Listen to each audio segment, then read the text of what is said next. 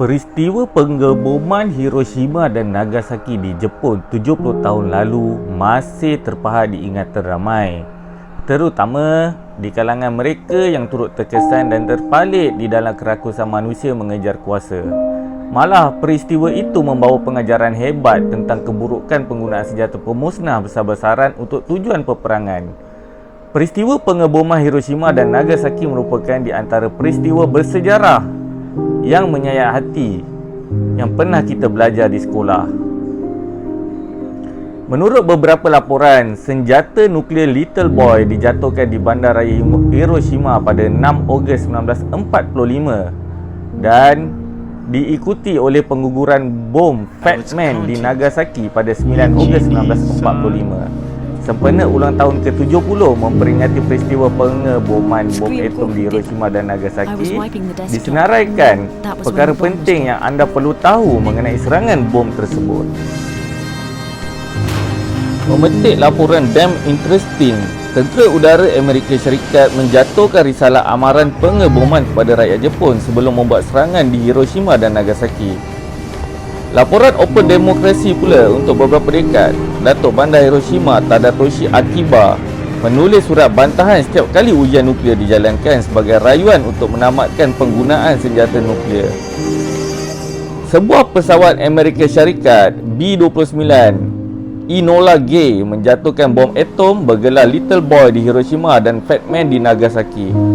Menurut sebuah buku berjudul Hiroshima 1946, selepas pengeboman Hiroshima yang pertama di Jepun, seorang mangsa Hiroshima yang terselamat berangkat ke Nagasaki untuk mengajar orang ramai teknik duck and cover. Hasilnya, kebanyakan mereka mampu menyelamatkan diri di dalam serangan nuklear di Nagasaki.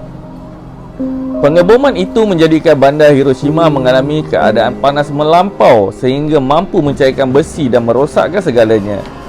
Menurut Wikipedia, pengeboman Hiroshima dianggarkan telah meragut nyawa kira-kira 70,000 orang akibat kesan serta merta letupan itu, manakala di Nagasaki kira-kira 40,000 hingga 75,000 orang terkorban serta merta.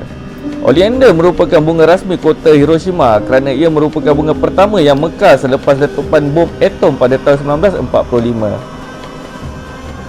Selepas pengeboman atom Hiroshima, beratus-ratus orang membuat perjalanan ke Nagasaki. Daripada jumlah ini, 165 terselamat daripada kedua-dua serangan yang kemudian menceritakan kisah sebenar peristiwa yang berlaku tersebut.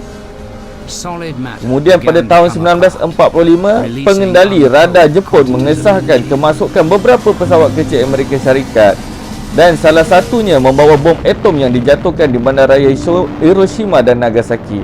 Tetapi dia mengambil keputusan untuk tidak menghalang mereka kerana pesawat kecil itu tidak dilihat sebagai satu ancaman. Ianya antara salah satu sebab dan ketidakcekapan sewaktu menguruskan ancaman. Difahamkan Tokyo mengambil masa kira-kira 3 jam sebelum menyedari Hiroshima telah dibom. Semoga kisah ini sedikit sebanyak menjadi pengajaran untuk kita bahawa kerakusan manusia sanggup melakukan apa sahaja.